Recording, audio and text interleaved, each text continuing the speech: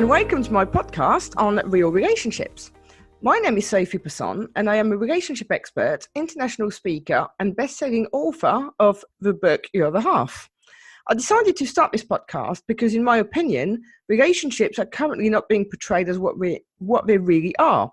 Whether you're watching the news or TV, on social media, the perception given to people is wrong. And my aim is to talk about what happens in the real world, talk about real stories, and listen to what real people think, do, or go through, as opposed to creating expectations of something that does not actually exist. I may not agree with everything that is said by my guest, but it is their chance to express their opinions and their stories. And today we are going to talk about self-acceptance and personal growth. And to do that, we've got Michael Birchmore. Hi, Michael. Hello. How are you? Good, thanks, you? Yeah, fine, thank you. So can you tell us all a little bit about yourself, please? A bit about myself. Good grief. 61, living just outside Portsmouth. Married, have no kids. I've been through a lot of different sort of career prospects. I started out in an office job when I left school.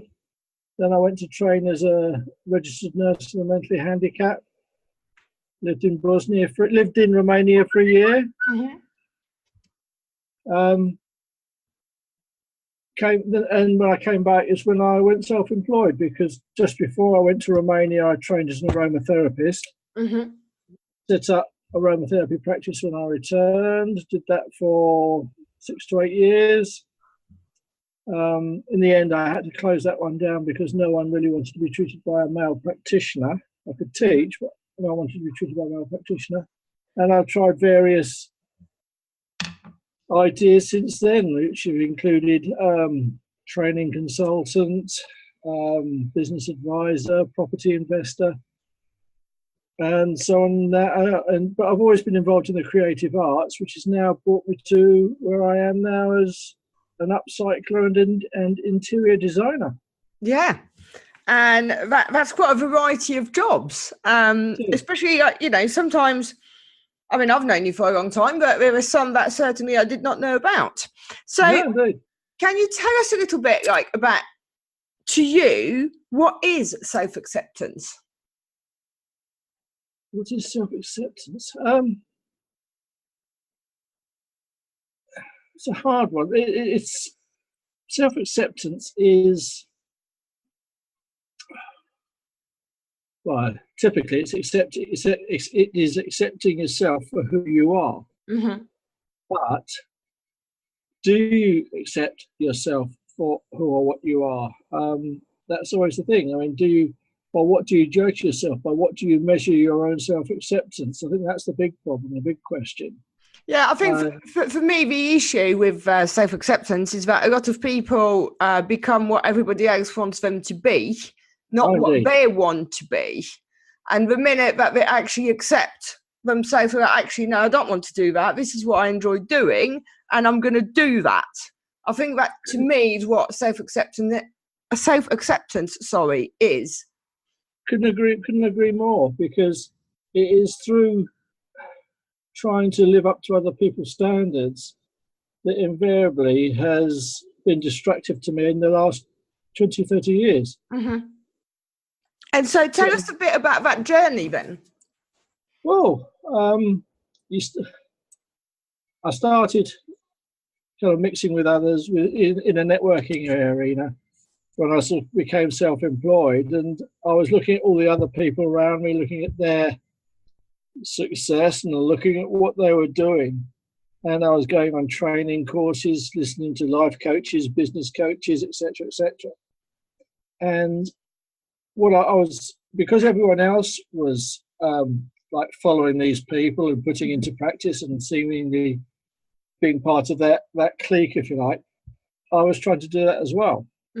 Only it's only in the last couple of years that I realised that isn't me. Yeah. That the and it's the reasons why you do something, the reasons why you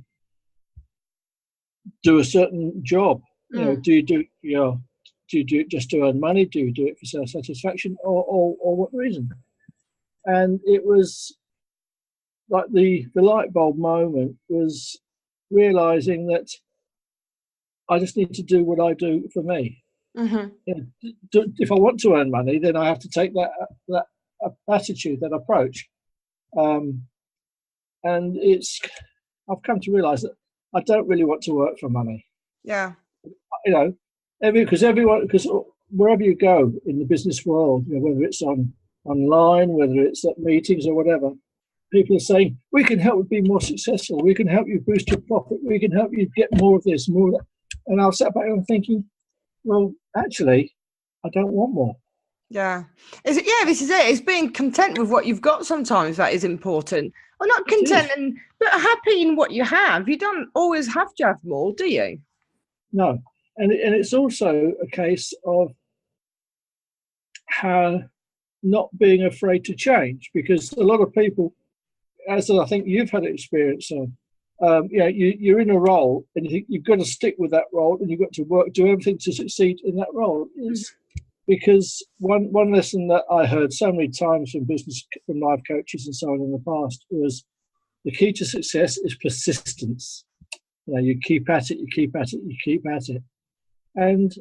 But I remember a presentation I went to by Chris Akabusi, the athlete, years ago. And the main theme of his presentation was evolution. Mm-hmm.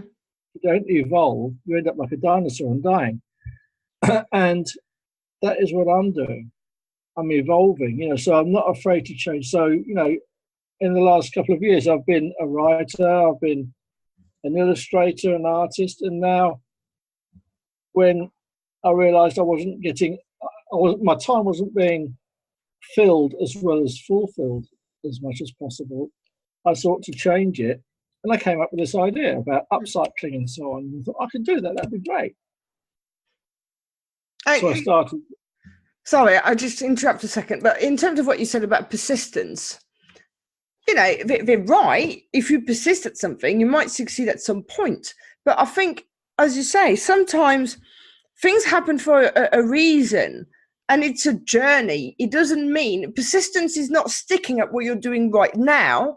It might be doing something else, because I know that certainly for me, there were times where I felt like I was literally pushing water uphill, and you know what happens with that? It goes nowhere. So sometimes it's learning the lesson. Oh, of course it is. I mean, persistence can be like getting stuck in a rut, and there's only one difference between a rut and a grave, and that's the depth. Mm-hmm. So you know. It's not being afraid to change. I mean, you and I both know people who we think, well, if you just change, if you just take a little bit of extra bravado and step out of that, then you'd be so much happier. Yeah. And that's what I did. I thought, well, bugger this, I'm getting out of that because that isn't working. I've tried it, and I could stick at it, but I'm not going to be happy. So. Yeah, and I think it is hard to work out what makes you happy. You know, it's not something that you don't wake up one day and think, oh, I know, today I'm going to do this and it's going to make me happy. It doesn't happen like that. It is, as you say, an evolution. Most definitely. And what I'm doing now is such a big example of evolution, because in what I'm doing, certainly the interior design, you know, I'm having to use my drawing skills to illustrate my designs. But I'm also taking a special interest in the psychological impact on behaviour of interior design. Mm-hmm. Now, how does a shop's interior design encourage customers to buy more stuff? How does an office design encourage people to work more efficiently, and so on and so on? And the more I look at it, the more I can see my past experiences, certainly when I was nursing in behavioural psychology there, being used now. Because, you know, when I was nursing, I was very much involved in behavioural modification. And I'm using that knowledge, that interest, in those skills now. Plus, when I was an aromatherapist, I was looking at, I was dealing with the effects on the individual by various aromas, natural aromas, which I can now use in an environmental capacity. And I think that, talking about behaviours and stuff, we've all got the answers that we need inside of us. Sometimes we need help to get them out. We need them to unlock them, to be more self-aware, to, get to certain answers.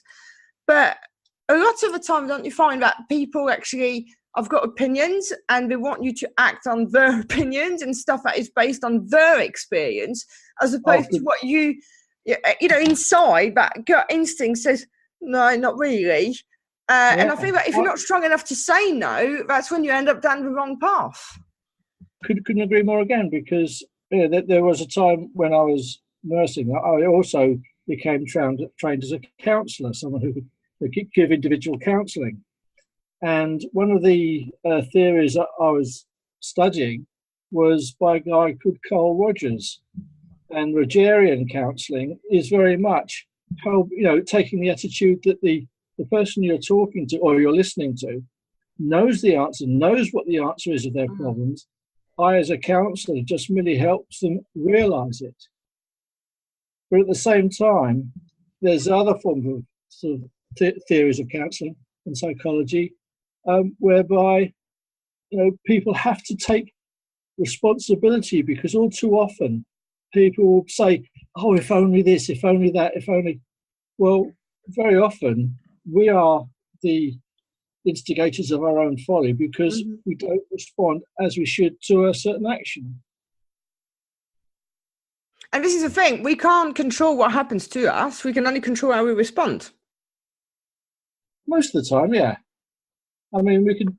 Sometimes we can control what happens to us if we get up and walk away, because there are so many people, and I'm sure you know these people as well as I do, who will quite happily stand up and face a fight just because for the sheer hell of it. Oh yeah. Whereas sometimes you just got to say, okay, if that's the way you're going to have it, I'm off. That's what I mean. Is that's the response to what happens. I mean, if I look for me in the last sort of 18 months, whatever has happened, I could not control at all. It was completely out of my hands. The only thing I could do is right, okay, how do I respond to this now to make it okay? Yeah, exactly. Yeah, definitely in your case. And talking of which, have you ever gone against your gut instinct? And what was the outcome? Although I've gone against my gut instinct, probably. Can't think of any specific. I suppose some. I did once, which was the last time I did it. Because the lesson was big. But basically, I found some ex-boyfriend of mine on Facebook. And I went to click on the button and I actually said out loud, "You're going to open an entire whole can of worms here." Yeah. And I really, really should have listened to that at that point, but I didn't. And I went against my gut instinct a number of times over the following few months. And the lesson is I ended up having to get an injunction against him. Right. You can, but obviously sometimes going against gut instinct can be the right, because sometimes you weigh up the pros and the cons. You think, okay, your gut instinct is to say go against that, but you also say, yes, but if we actually go for it, the rewards, if I actually achieve it, the rewards are going to be so much greater. And you can also argue what doesn't kill you only makes you stronger.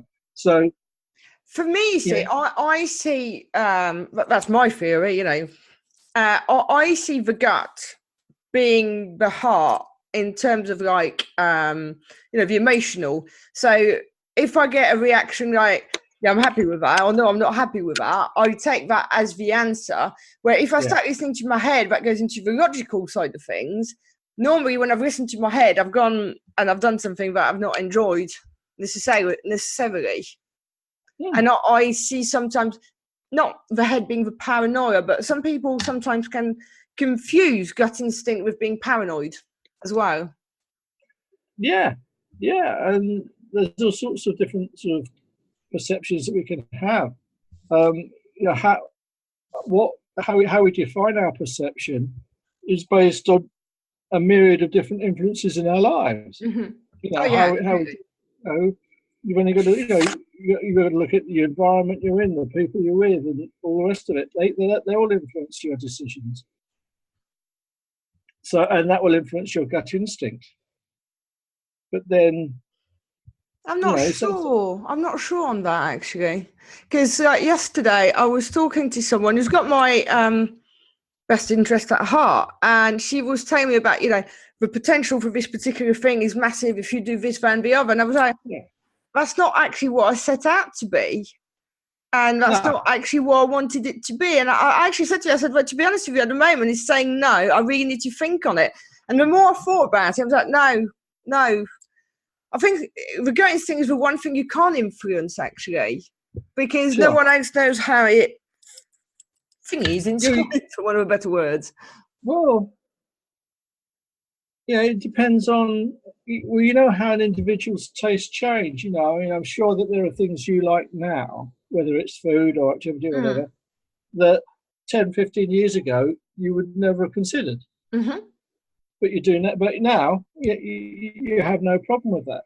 And so your gut instinct can change. It depends, I think, whether we're talking moralistically or whether we're talking something more specific. Don't know. I don't see it as that. I really see it as the thing that tells you, I'm not going to say right from wrong, but a little bit like when you flip a coin and it does heads or tails, for instance, and it falls on one, you're like, oh no, I really didn't want it to be that. The thing that kind of control what you want, what you don't want, what feels right, what feels like it's not right for you. Well, as opposed to taste and stuff like that. Yeah. I think there are times when your gut instinct and your head instinct can be in conflict. Mm-hmm. Like do you go to an extra breakfast meeting? Your gut instinct says, I can't be bothered. Yeah. Well, it could be really good, but your head says, well, hang on, logic says that if you go to too many networking meetings, you're not going to get anything from it. But you think, but if I go to that one and I meet that one big deal, it'll be worth it. I don't know. It's speculative. It's a hard one. So do you think that too many people try to please society because they feel judged and as a result untrue to themselves? Yeah, I think there are people that do that. I think there are a lot of people who will quite happily look at what society is wanting and roll over and go with that, whether they want to or not. It's because of how they're influenced. It's the pack element. Do they run with the pack or do they go solo? Mm-hmm.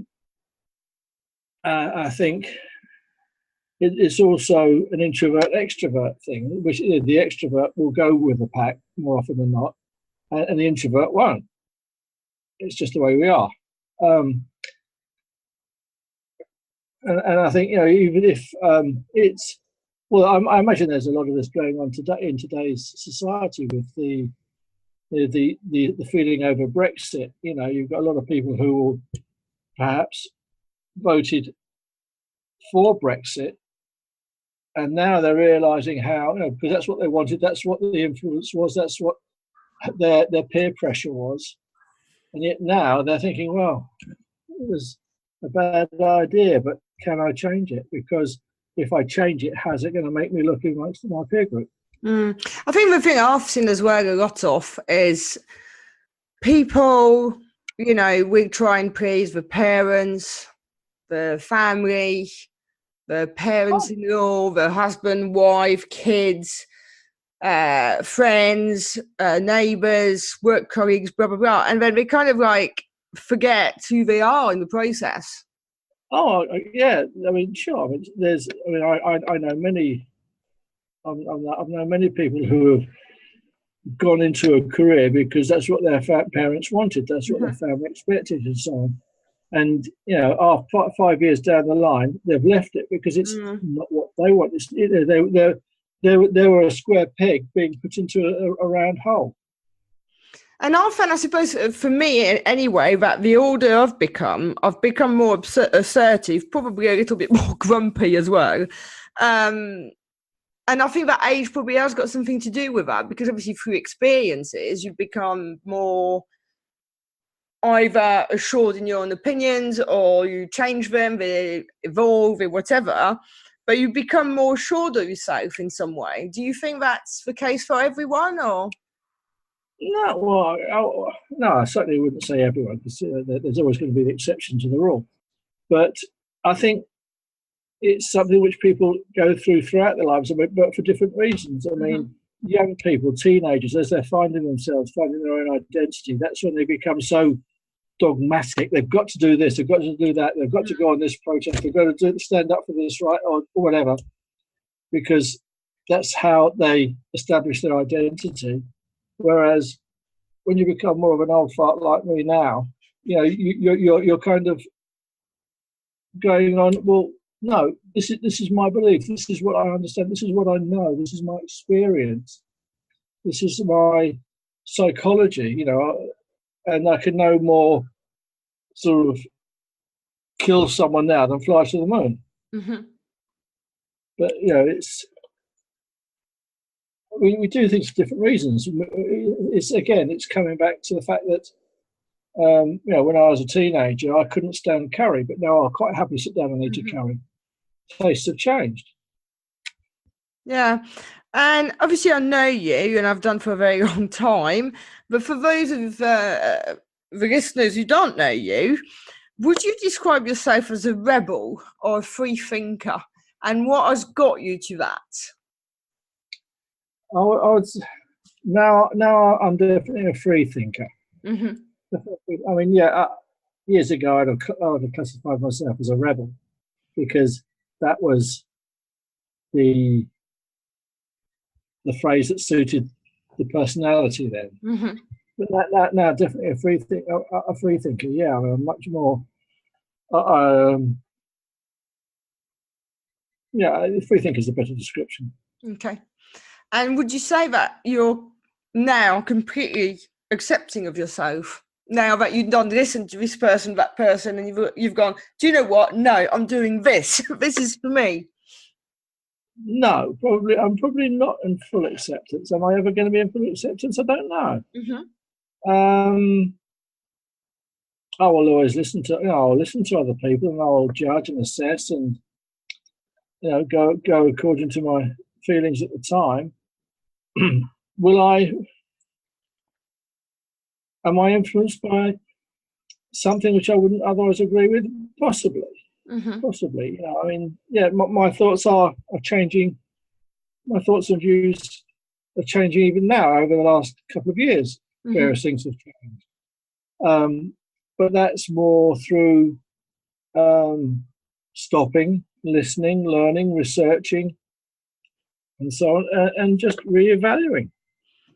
Yeah, and I think, as you said earlier on, about evolution, everything in this world either grows or dies, like a flower, or expands or contracts, like metal. And that's obviously true of us as well. Yeah. So if you don't grow, you stagnate and you rot inside, really. Well, you've got to be able to grow, regardless of your age. I see regularly sort of news items of 85-year-olds jumping out of aeroplanes for the first time. There's a woman who regularly a 70-plus-year-old woman who regularly abseils down the Spinnaker Tower in Portsmouth. Well, why not? Life is for living, whatever your age. And if you're living life, you're learning, you're experiencing more, you're learning more. And ultimately, that's fair enough. That's fair enough. And what advice would you give to someone who maybe is not sure about what path to follow?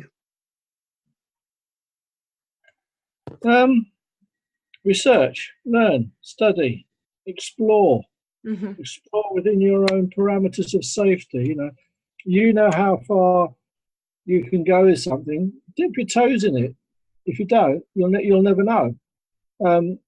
In business, people will say, If you've got an idea for a business, go with it, because you'll never be 100% ready for it, which is a reasonable idea. But you still have to have your own safety net. Otherwise, you could do yourself a lot of damage if you suddenly invest everything in that. Explore, try it, give it. You don't know if a food if you're gonna like something, if you don't just sample a bit, taste a bit. As long as it's not going to hurt you, then try it. So probably like taking calculated risks. Yeah. Fair enough. And so finally, just to wrap this up, can you please tell me if you've got any regrets?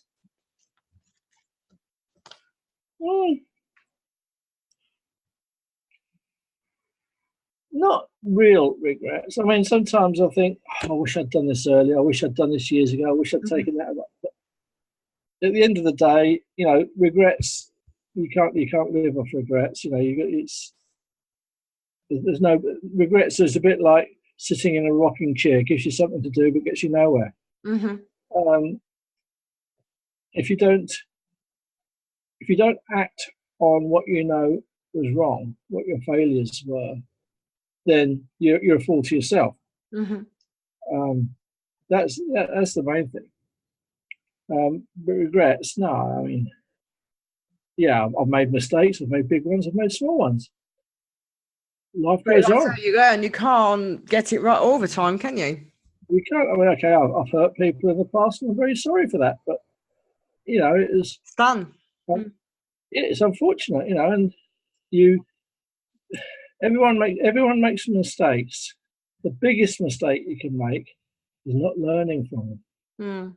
Definitely. Well, Michael, thank you so much. It's been lovely talking to you. My pleasure, Sophie. My pleasure. Thank you. And for everybody else, if you enjoyed the show, then please subscribe and give us a review. But more importantly, come back for the next episode. Thank you. Yeah.